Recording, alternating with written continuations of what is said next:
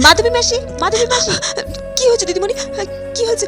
আমার মেয়েটা কিছু করেছে? মাধবী মাসি, তোমার মেয়ে সাহস তো কম নাই।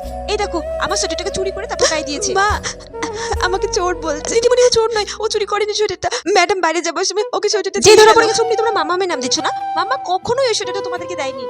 নিশ্চয়ই সোয়েটারটা তোমার মেয়ে চুরি করেছে। দিদিমণি তুমি বিশ্বাস করো, আমরা গরিব হতে পারি তাই বলে চোর নয়।